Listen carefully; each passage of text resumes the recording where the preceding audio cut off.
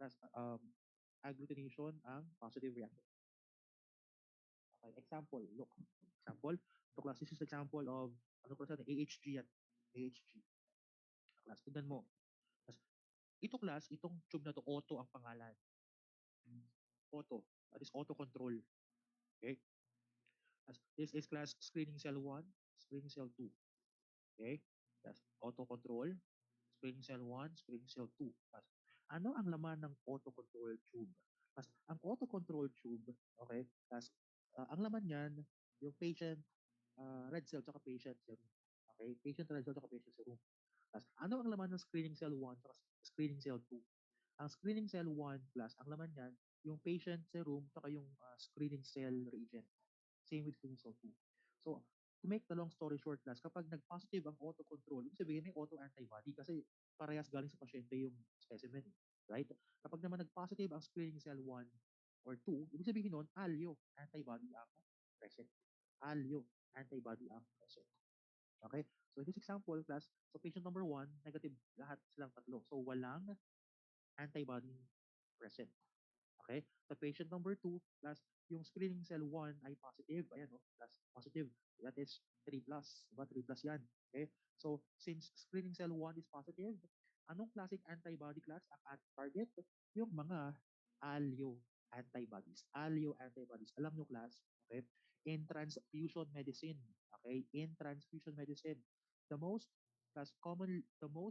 clinically significant antibodies that are commonly tested, commonly detected, identified in the laboratory, in blood bank laboratory, is the allo antibodies. Okay, the allo, mga IgG allo antibodies. Yan plus ang mga pinaka-significant, okay, in blood bank laboratory. Yung mga IgG allo antibodies. Kaya yan po ang common na dinidetect sa antibody screening.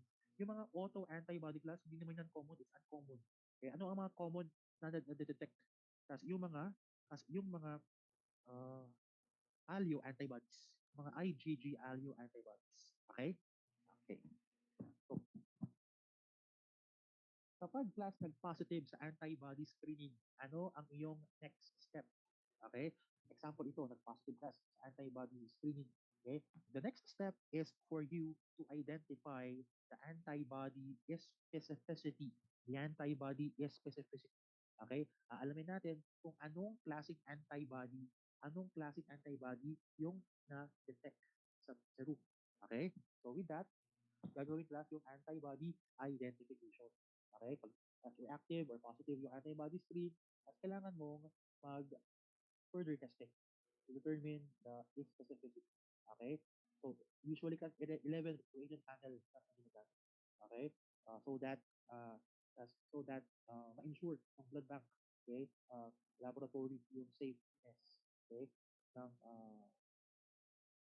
intertransfuse na unit, okay, and of course to prevent possible reaction with the recipient, okay. This is an example of gel test technology. So the blood type, ito class, blood anti-A is positive 4 plus, anti-B is negative, anti-big D is positive 4 plus. So that is blood type A, RH positive. Okay, so the AHG test, positive siya sa second tube, and about 3 plus second tube. So this is class, the first three gel test, okay, ay class sa ABO type. Yung third, yung last three, AHG, yan class yung sa antibody screen. Okay, antibody screen. So here, ang class, blood type A positive yung patient, tapos positive sa antibody screen. Kaya kailangan class, yung sample ng pasyenteng to kailangan mag-undergo ng antibody identification. Antibody identification. Okay? It's an example. Class. So I will no longer discuss. I will just show you the picture. Class. Anyway, class, sa board exam naman, hindi naman nagtatanong tungkol dito sa mismong panel. Yan. As this is an example of the panel. Okay? Just to emphasize, just to discuss the parts na lang. Pero kasi yung actual antibody identification, okay, hindi natin kailangan. I will no longer include that in the discussion. Okay? Ito class, okay? Look at my cursor. Okay? This is the donor cell number. So donor cell number 1 to 10, okay? This is for allo antibody, okay, identification. AC is auto-control or auto-antibodies, of course. Okay? On the upper part of the table, ito class yung mga antigens from other blood groups outside the ABO. Okay? Okay. Tapos class, below the blood group antigens, ito class may dalawang symbol. Okay? We have the plus or the positive class and zero. Zero. Okay? Ano kasi ibig sabihin ng plus? Ibig sabihin class ng plus, okay, present yung antigen. Okay? Present yung antigen. Ano naman ang ibig sabihin ng zero? Sinabi natin zero class, absent yung antigen. Okay? Absent yung antigen. Okay? So, uh, example, okay, sorry, big D antigen. Ang big D antigen, tignan mo class, sorry, ang big D antigen. Ang big D antigen present sa donor cell number 1, 2, 3, 4, and 10. Okay? Ang big D antigen ay absent sa donor cell number 5, 6, 7, 8, and 9. Okay? Okay, next. So sa last three columns, so IS is immediate spin. IS is immediate spin. Tapos nakandaan natin, immediate spin, this is for IgM. IgM detection. Okay, IgM detection. Therefore, it must be negative. Okay, in antibody identification. Kasi di ba sabi ko kanina, hindi po tayo after sa IgM, IgG, clinically significant IgG ang target natin. Okay? So ang IS, immediate spin ay negative. Kapag yan ay mag-positive, ibig sabihin IgM yung antibody present and that is insignificant. Okay? Next, AHG. Ito class. AHG is for the IgG antibodies. IgG antibodies. And finally, we have the CC. Ano yung CC dito? As check cells or the control cells or the Coombs control cells. Yan. CC. Yan class. So, kailan tinetest ang CC? As check cell is tested when AHG is negative. Again, check cell is tested, okay, when AHG is negative. Okay? As to confirm, okay? Para ma-validate at ma-confirm na talagang tama yung reaction ng AHG. Ano dapat ang reaction ng check cell? As if AHG is negative, check cell must be positive. Again, if AHG is negative, check cell must be positive. Okay? Ayun class yung valid reaction. Okay? Dapat positive ang check cell kapag negative ang AHG test. Okay? Yan, plus other techniques, okay? To eliminate insignificant antibodies, okay? Para mas ma-facilitate plus ang pag-identify ng significant antibodies. Ano yun? First, okay? Using as reagents that can inactivate some common antigens such as yung mga laboratory, yung mga red cell antigens na detect sa laboratory like KEL, okay? What else? Pre-warm procedure, okay? As in when we pre-warm, okay, the the sample, okay, we are actually um, inactivating yung mga IgM, okay, IgM, and we don't need IgM anyway, okay? So kailangan pa inactivate, okay? So third is with the use of thiol reagent or thiol reagent. Ayan, example yung dithiotreotol, yung D double T, and yung 2-mercaptoethanol. Okay? Ano ginagawa niyan? Plus, these two reagents are used to denature IgM para maging inactive sila. So disulfide bond of IgM is as the target of this reagent, dithiotreotol and 2-mercaptoethanol. Okay? Next, adsorption elution technique or the removal of unwanted antibodies. Okay? So pag sinabi natin adsorption, okay, we remove the antibody from the serum. Okay? Kapag sinabi natin elution, we remove the antibodies from the red cell surface. Nakuha yung diferensya? Again, when we say adsorption, that's the simplest explanation. Sabing adsorption, we remove the antibody from the serum. Gagamit tayo ng mga adsorbent agent para mas mawala yung patanggal yung antibodies sa mismong sample o sa serum. Kapag naman elution plus, we remove the antibodies from the red cell surface. So, detachment of antibodies from the red cell surface. Okay? Okay, so for elution process, sabi ko lang kanina, the dissociation of IgG from red cells. Okay, so for example, ang product ng elution is called eluate. So eluate, nandyan yung mga na-detach na antibodies from the red blood cells, and this eluate as contains antibodies ay pwede siyang gamitin as it can be treated as serum. Kasi nga meron siya mga antibodies na detach from the red blood cells during the elution process. Okay? So next, we have different types of elution techniques. Okay? Ano yun? There are different generations actually. Okay? So we have the first generation elution technique. Okay?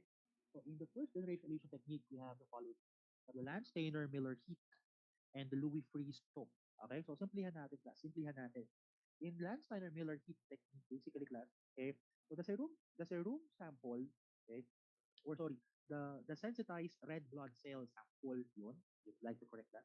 The sensitized red blood cell sample, okay, or cell suspension is class A heated along with albumin medium. I-heat your class. Okay, i-heat. Okay, so at 56 degrees Celsius, ayan, tapos i-heat yung mixture ng red cell suspension with the albumin reagent or albumin medium as the heating process would promote the detachment of the IgG on red cells. Okay, that is the heat method. Okay, Landsteiner-Miller heat. Okay, next is the Louis Freeze-Thaw. Louis Freeze-Thaw class, okay, rapid freeze thawing procedure. Class freeze thawing procedure. Class, okay, can detach antibodies from the red blood cells. Okay. Next, second generation technique. In second generation technique, magamit class ng organic solvent. Okay. Such as ether. Class ether is an example that uh, that can be used, okay, for the detachment of the antibodies. Okay. Third generation class, this is the one being used as in today's blood bank, okay, facilities. Okay, the use of non-hazardous chemical agents. Okay, yung mga acid reagent na class. Kaya nga ang tawag class sa letter C is the acid elution technique. Ito class yung latest technology na ginagamit for the elution process. So, with the use of acid plus a reagent, detach yung mga antibodies from the red blood cells. Okay? So, ano ang common sa kanila class? The common is the end result, which is the eluate. Yung eluate contains yung detached antibodies. Okay? Detached antibodies. Example class for elution. Look, so yung red cell class ay sensitized. Okay? So with the elution process, yung red cell class, nag-detach yung antibodies nasa liquid product, which is eluate. So yung eluate class, pwede siyang i-test as serum kasi nga may mga antibodies present. Okay? Yeah. Example with elution, and this is class organic solvent eluted ether. Example, ito class heating. Kasi alam nyo ka sa elution process, ang common end result class sa red cell, in most cases ang mga red cell class nasisira. Okay, nasisira. And that is fine. Walang problema doon. Okay, walang problema doon. Ang target naman kasi talaga is ma-detach yung mga antibodies at yung eluate ay ma-collect. Okay, ma-collect. Kasi yung eluate class, andun yung mga multiple antibodies, right? Andun yung mga multiple antibodies. Ayan, neutralization. So in neutralization procedure, okay, so nagdadagdag ng commercially available, commercially prepared substance to inhibit or neutralize the reaction, okay, the reactivity of certain antibodies. Okay, so plus this neutralizing agent, okay, it can be derived from several or a specific source. Okay, example, okay, is the hydrogen fluid for anti-P1, plasma or serum with Lewis substance for anti-LEA and LEB, layer tsaka LEB, diba? As pooled serum or plasma for anti-Chido and anti-Rogers. Okay, urine for anti-SID, SDA, saliva oxycleator for the anti-ABH, and human milk for the anti-big eye. Okay? Tapos tatandaan ninyo okay, in this technique, ang target natin dito is yung mga clinically insignificant and the un plus the antibodies that are plus yung mga antibodies na hindi class target o hindi class hindi yung antibodies of interest. Okay? So yung mga antibodies na hindi naman target saka yung mga antibodies na hindi naman significant, sila yung kadalasang nag-undergo ng neutralization reaction para hindi sila mag-interfere. So they won't interfere with the antibody testing. Okay? Okay, so let's discuss the last procedure. Okay, let's proceed with compatibility testing. Okay, so we have the following. Okay, we have the collection and the preparation of samples. Okay, so ano ba class muna ang compatibility testing or cross-matching? Okay, let's define. Okay, please write. So compatibility testing or cross-matching, this is a pre-transfusion, a pre-transfusion procedure, a pre-transfusion procedure that is composed of a series of tests, a series of tests to ensure, to ensure, to ensure the safety of the recipient during blood transfusion. During blood transfusion. Okay. Also, last compatibility testing is last performed to select okay the appropriate donor unit or blood unit for patient transfusion. Okay. So, ulitin natin ha. This is a pre-transfusion procedure okay, that is composed of a series of tests performed to ensure the safety of the recipient, the patient, okay, during blood transfusion. And also, as very useful ang compatibility testing to determine as okay, the appropriate okay, donor unit for patient transfusion. Okay, so let's discuss the collection and preparation of samples. Let's start with patient identification. Okay, so that patient identification is very critical. So plus, okay, before phlebotomy, kailangan i-identify na tama yung pasyente. Okay, so mas i-check yung patient band or i-check yung tas lahat ng pwedeng i-identify to correctly know the patient identity, patient name. Okay? Also, okay, so ano yun, during, before phlebotomy. So, uh, bago mag-cross-matching, kailangan din ma-correct ma-identify yung tube. Okay, na i-test mo. So, always check the label of the tube. Okay, if you are testing, okay, the correct okay, sample. And then when you release, okay, the donor unit, okay, so you need to also identify correctly kung para kaninong patient yun ibibigay. Kasi class, di ba remember, ang protocol, kasi yung donor unit, kapag na-cross-match sa patient, yung yung donor blood nakapangalan na kay patient. Example. Okay. Example, yung dugo ni Juan de la Cruz ay cross-match sa pasyente na si Pedro Penduko. Compatible sila. Nag-match. Okay. Meaning, walang reaction. As yung dugo ni Juan de la Cruz ay lalagyan na ng label na para kay Pedro Penduko. Nakuha natin kasi para kay Pedro Penduko yun sasalin. Kaya class, mahalaga i-identify mo class kung kaninong patient ibibigay yung blood. If tama ba yung label, mabusisi ang cross-matching. Mabusisi class ang compatibility testing sa transfusion medicine. Kaya nga, di ba sabi ko sa inyo last time, okay, bakit may nagkakamali pa rin po ng mga medtech? Okay, pero very rare naman na yun, yung mga ganong instance. Okay, bakit nagkakamali pa rin, napakabusisi naman pala ng procedure. Kasi nga, sabi ko nga sa inyo class, di ba, okay, it's because of the lack of focus and lack of presence of mind. Okay, pag ikaw ay nag-cross match, as bitawan mo ang cellphone, i-silent mode mo yan, patayin mo para walang distraction.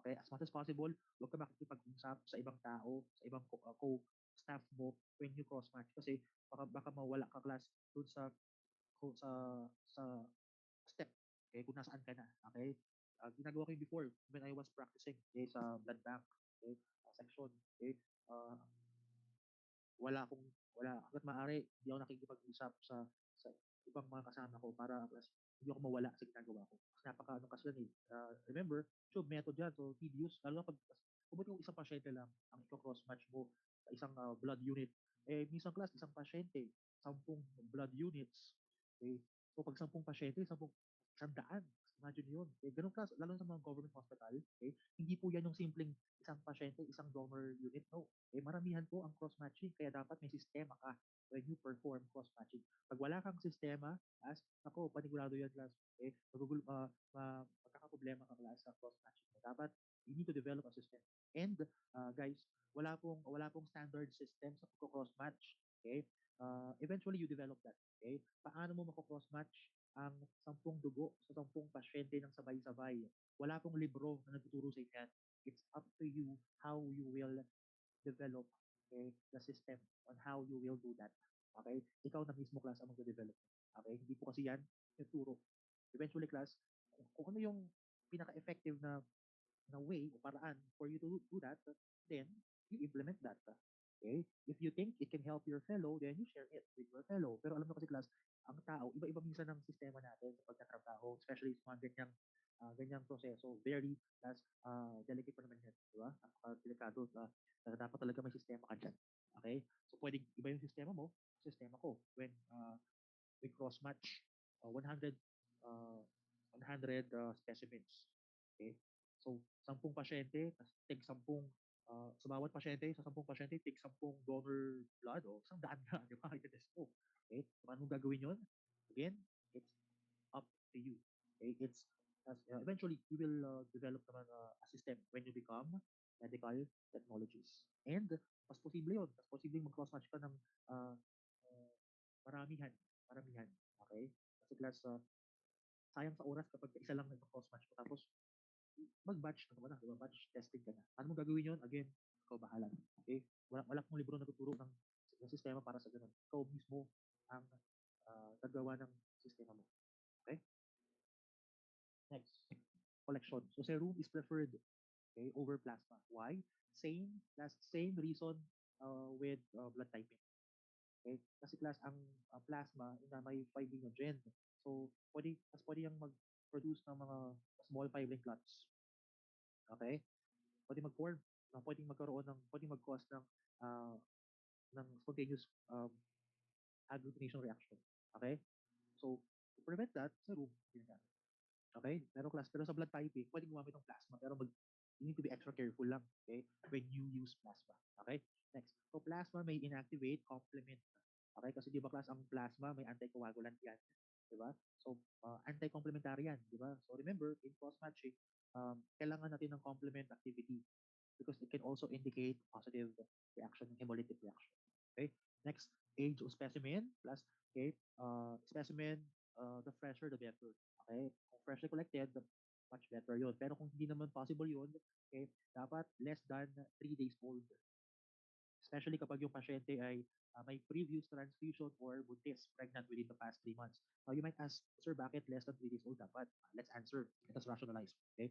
The patient must be less than 3 days old, okay, because, okay, this age of the specimen, okay, represent can correctly represent the current immunologic status of the patient. Again, it must be less than 3 days old because this age of the sample can, or the specimen can correctly, okay, can correctly represent the current immunologic status of the patient.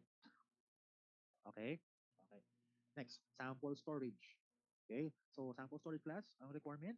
So, after blood is transfused, it must be kept at rest temp for at least 1 week. 1 week after transfusion. So, you might ask, sir, bakit? Bakit kailangan pang itago yung mga ginamit na pang cross-match na sample, okay, pagkatapos ng transfusion? Plus, kasi remember, okay, kapag, class, nagkaroon ng transfusion reaction yung pasyente, okay, syempre, kailangan imbestigahan. Anong nangyari? Ano ang cause ng transfusion reaction? Diba? Kailangan imbestigahan. Okay? As in the investigation of transfusion reaction, remember, yung cross-match samples ang ginagamit na pre-transfusion sample para sa investigation ng para sa investigation ng uh, transfusion reaction. Okay? So, yung ginagamit na pang-investigate doon, yung pre-transfusion sample is yung cross-match sample. So, bakit at least 7 days? Kasi, class, may mga simptomas, may mga signs ng fusion reaction na delayed. Delayed. Pag sinabing delayed, okay, lagpas isang araw, saka lang lumalabas yung mga simptomas. Kapag sinabi namang immediate, okay, within the day, within 24 hours, lumalabas yung manifestations, mga symptoms and signs. Okay? So, merong mga simptomas at signs class na delayed ang manifestation. Kaya dapat naka-standby lang or nakatabi tapos yung mga cross-match samples sa ref para in case gamitin or in case kailanganin for testing available. Okay?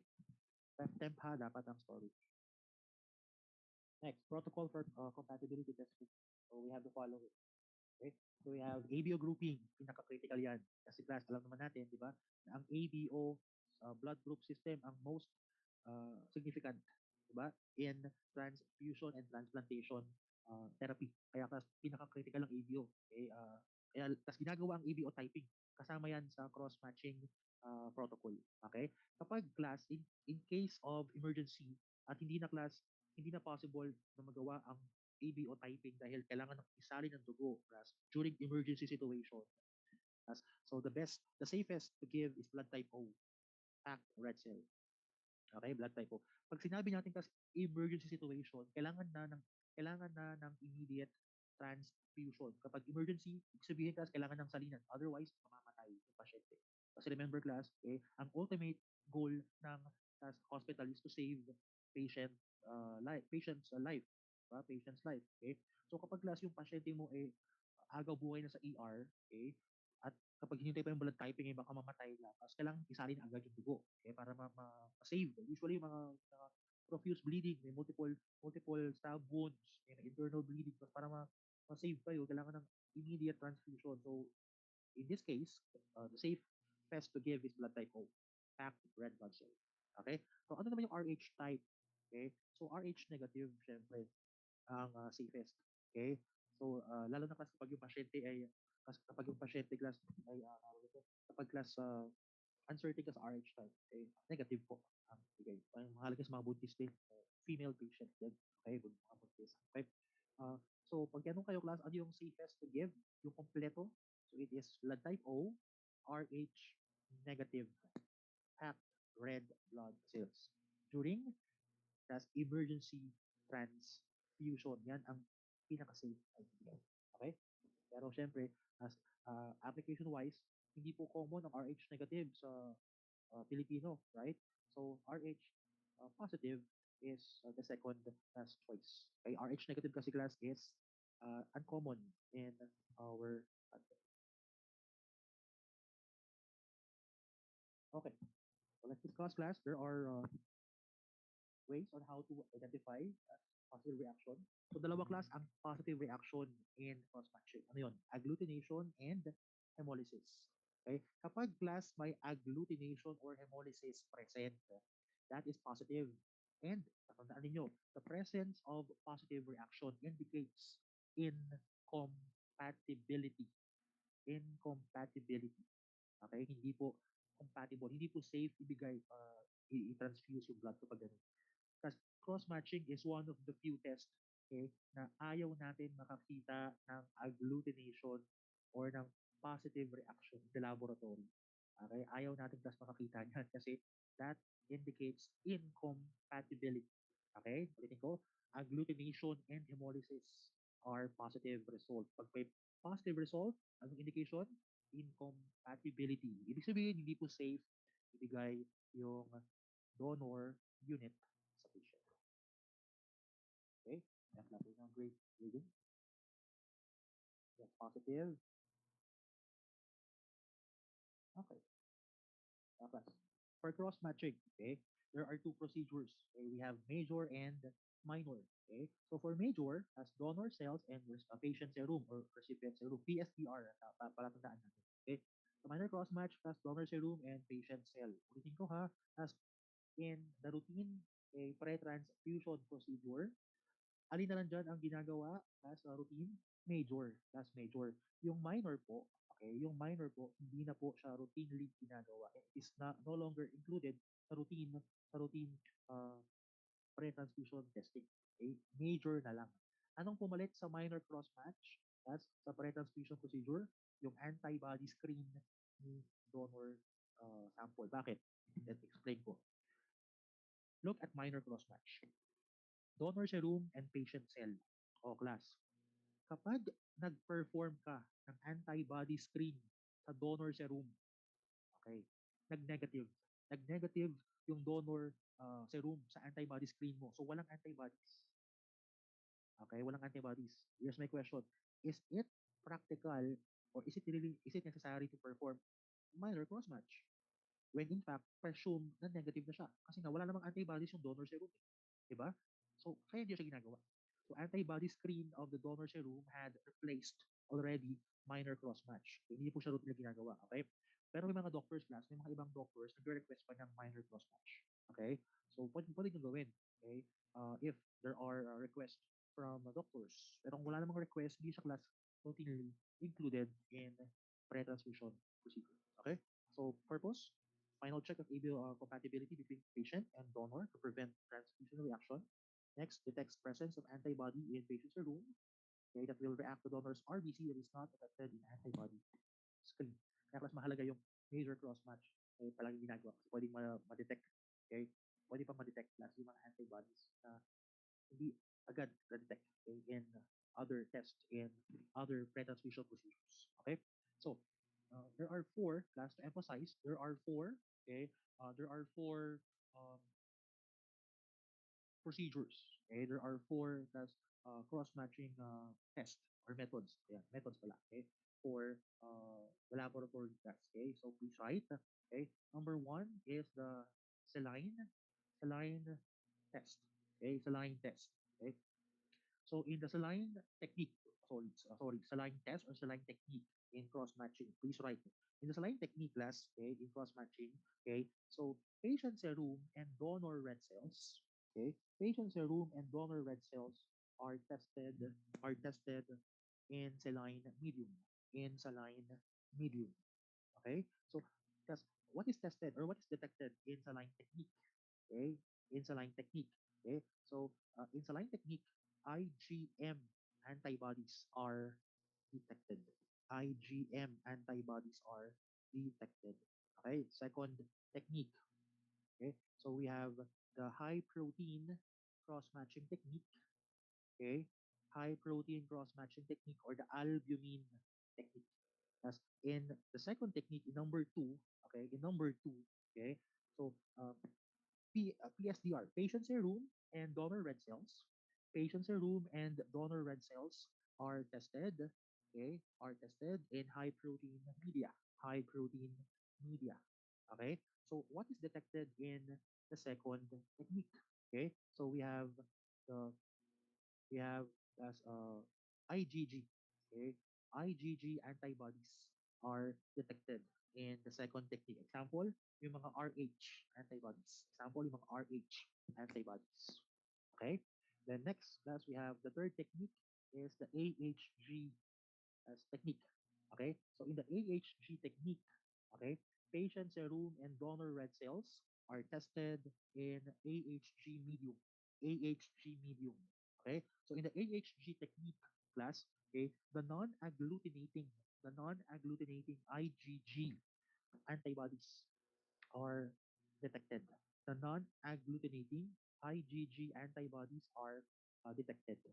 Okay, so in this technique, tapos yung mga IgG antibodies ang natetest, yung mga non-agglutinating RH antibodies. Okay? And then finally, the fourth technique, this is the broad spectrum, broad spectrum, okay, cross-matching technique, okay, broad spectrum, okay. As in the broad spectrum technique, okay, it is composed of three stages or three tests, okay. We have uh, or the three stages, yes. Ano yung three stages ng broad spectrum technique? Okay, let us enumerate. Number one, okay, so we have the immediate spin. Ayun yung first step. Sa first step, plus IgM ang nade-detect. Okay, second step is the thermophase or the incubation phase. Okay, second step, yan yung mga IgG. And then finally, sa third step is the AHG. Okay, again, broad spectrum cross-matching technique has three steps. Ano yung tatlong steps? Una, the immediate spin para sa mga IgM. Second is as the incubation or the thermal phase para sa mga IgG. And then finally, yung AHG technique. Bakit tinawag na broad spectrum technique ang pang-apat? Kasi class, okay, IgM and IgG are identified or detected. Kaya broad spectrum. As in the blood bank laboratory, broad spectrum po ang ginagawa. Okay, para ma-cover, hindi lang yung IgM, kundi pati yung IgG. Okay? Ayan, class. Three phases of cross-matching. Ito class yung sinasabi ko kanina, kasama sa broad spectrum. Okay? Kaya class, broad spectrum class technique ang ginagawa talaga natin sa laboratory para ma-cover yung IgM at IgG. Ito class yun. Okay? Tapos, emphasis ko lang sa number 2, thermophase. Tapos, bakit mahalaga yung enhancement medium? Para pas to shorten the incubation period para rin ma-enhance yung sensitivity ng test. Diba? Pag wala pong nilagay na enhancement medium, naku, ang tagal ng incubation time. Pag sa line suspension lang ang ginamit. Dapat class mag-enhancement medium. May mga potentiators na dapat ganito. Okay? Okay, check cells. Sabi ko nga kanina, as this is used as, diba, as control for AHG. Okay? So, kailan ginagawa ito? When AHG is tested at a negative, we need to test for the check cell to validate, okay, the result. Dapat plus positive ang check cell for agglutination if AHG is negative. Okay? Example for AHG phase of cross-matching. That. So this is an example. Okay? Negative ang cross-match dito. So negative ang AHG. Okay? Anong gagawin pag negative ang cross-match AHG? I-validate. I-validate with check cell. Okay? So yung negative AHG should react with the check cell.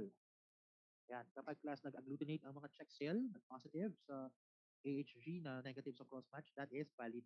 Valid po yan. Okay? Valid po yan. Now you might ask, yes sir, what if invalid? Ano ba yung invalid result sa check cells, class? Mabilisan lang. Ano ba class ang invalid result sa check cell? Okay? So ano ba ang invalid result? Okay. So ang invalid result class, negative ang AHG. Tapos negative ang check cell. Invalid yun. Invalid yun. So ano ang possible cause ng invalid check cell? Meron pong dalawang possible cause. Sulat natin, please write. Okay? So the first possible cause of invalid check cell is the medtech failed to wash the cells. Okay? So failure to wash the cell, sabi ko nga kanina, could lead to the unbound antibodies actively neutralizing the reagent AHG. Yun. Yung reagent AHG mo na neutralize na. Kaya pala negative yung AHG. At dahil na-neutralize na yung AHG mo, hindi na mag-react yan sa mga check cells mo. Okay? Another possible reason, that the reagent is already deteriorating or non-reacting. Okay? Baka yung reagent mo class, uh, expired na, hindi nag-react, problema na sa reagent, so you need to open another set of reagent with a different lot number. Okay, this is for ABO and for this ABO and cross-matching. Okay, so applicable dito class yung tinatawag natin na blood type O is the universal donor of red blood cells. Okay, universal donor of red blood cells. Okay?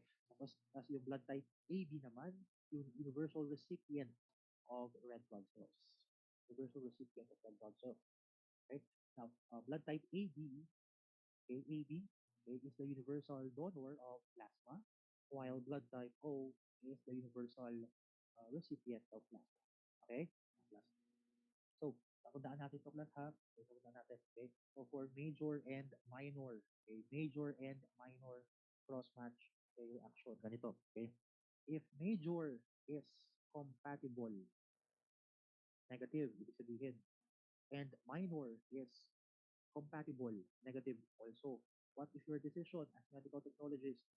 Release the donor unit. Release the donor unit. Next. If the major cross match is negative, negative, while the minor cross match is uh, positive. Okay, positive. Incompatible ang minor. Pero ang major, compatible. Anong gagawin mo? Release the donor unit, okay? Release the donor unit as packed red blood cell. Release the donor unit as packed red blood cell. Next, yung major cross-match mo ay incompatible, positive, positive. While, while the minor cross-match is negative, compatible. Anong gagawin mo? Do not release the donor unit because of the risk for transfusion reaction. Mataas kasi ang risk involved dyan. Ulitin ko ha, as major cross-match, positive, incompatible, minor cross-match, negative, compatible, wag mong i-release yung blood. Pero kapag yung major cross-match ay negative, compatible, while the minor cross-match is positive, incompatible, pwede mong i-release. Basta yung donor unit dapat nakapack. Okay? Dapat class nakapack. Meaning, walang plasma or bawas yung plasma. Red cells lang. Okay, red cells lang. Okay? Next. Okay, next is if the major cross match is incompatible and the minor cross match is also incompatible, plus wag mong to never, hindi lang do natin, never release the donor unit. Okay, plus delikado yan. Okay, kaya be careful when you release a donor unit. Make sure class na completely cross match yan at na-check, okay, na-check yung reactions. Okay? Ayan. Important of result, presence of agglutination or hemolysis at any stage of the testing at any phase is considered as positive and incompatible. Kapag naman walang clumping or hemolysis at any stage, that is negative, that is compatible. Okay? Na class. For troubleshooting of incompatible cross-match, pag ang antibody ay negative, antibody screen is negative, auto-control is negative, pero incompatible sa major cross-match, PSDR, ito yung mga possible problems. Okay? Pwedeng nagkaroon ng typing error, baka yung donor red cell mo ay may in vivo sensitization, o baka yung antibody ay low incident type, kaya hindi detect sa antibody screen. Okay? Next, antibody screen is positive, auto-control is negative, walang auto-control na reaction, tapos major cross-match. So, ano yung possible cause ng reaction? Yung patient serum as okay, may allo antibody. May allo antibody. Next, pag lahat positive, antibody screen at auto-control ay positive. Okay, so that is possible auto-antibody or baka may relu for okay, nagkaroon ng yung RBCs nag-stack up. Okay, nag-stack up yung mga red blood cells. Okay, which of the following would likely be responsible for an incompatible major cross match? This is a sample question. So, ulitin natin. As in this question, okay, alam mo sa haba ng tanong na yan, there is only one context clue in this question. Isang salita lang class ang context clue natin dyan. Alam nyo kung ano yun? Okay? Major. Okay? Pag major, alam mo class, pag major, ano yun? PSDR. Yun lang class ang context clue. Okay? Context clue. Okay? Wala nang iba. So, applying that, alin dito class ang major cross-match incompatible reaction? Okay. Tignan mo, letter A, patient red cell, patient red cell. That is minor. Diba? Minor yan, patient red cell. Okay. So, antibody in donor serum. Donor serum, that is also minor. Diba? Donor serum, patient red cell, minor. Letter C, patient red cell. Ano yung patient red cell? Minor ulit. Diba? Minor yan. Letter D, donor red cell. So, PSDR, patient serum, donor red cell. Okay, so letter D, ang major cross-match incompatible okay, result. Okay, ang A, B, and C, minor. Okay, cross-match incompatibility. Kuha natin. A, B, and C sa minor yan. Letter D sa major yan. Okay, last part, the future of compatibility testing. Okay, so we have the following, the blood substitutes, biochemical modifications sa mga blood types na hindi O. Kasi nga, di ba, lalo na mahirap maghanap ng mga donors tsaka ng mga uh, non-O units, di ba? And galvanic biosensors, dipstick method, and dry plate method. So let us focus on the first Given example. Okay? Red cell blood substitutes. Yan. So ano yung mga blood substitutes? Okay? These are substances that can carry oxygen without the intact red cell or in the absence of intact red cell. Okay? So number one is stroma-free hemoglobin solution or hemoglobin-based oxygen carriers. Ano ba klase yung stroma for us to understand? As stroma, this is the cytoskeleton of the cell membrane. Okay? Tas kapag wala yung framework ng membrane, wala kang intact cell. Tama? Okay. So, in number one, since walang cell membrane, okay, walang intact cells na available, okay, na magkikarry ng oxygen. So, itong mga substance na to, they are capable of carrying oxygen even without yung actual na red blood cells. Okay? Yung klaseng stroma-free solutions. Next. Ayun mga example. Di ba para silang red cells, para silang mga donor units. Next, we have the perfluorochemicals. Ayan. Gas solvent to. Okay? It can dissolve. Okay? It can dissolve plus uh, gas. Okay? Better than the donor whole blood unit. Okay? Mas mataas class ang kanyang capacity to dissolve and to carry oxygen and carbon dioxide. Okay? Mas mataas yung kanyang capacity compared sa regular whole blood unit ni donor. Kasi di ba naman kasi, ano ba ang main purpose ng red blood cells, di ba? To transport oxygen to the tissues. Okay? So, even without the cells, okay, this solvent can transport yung oxygen, yung gas, okay, para sa ating mga tissues. Yung nga lang, ang problema, okay, because it is synthesized in the laboratory, may mga adverse effects as compared with the donor unit. Okay, the donor.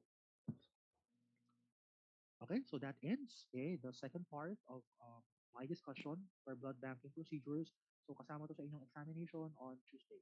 Okay, so thank you for listening. Okay, thank you for listening and I hope na may na-absorb kayo sa aking prepare na uh, prepare na recording.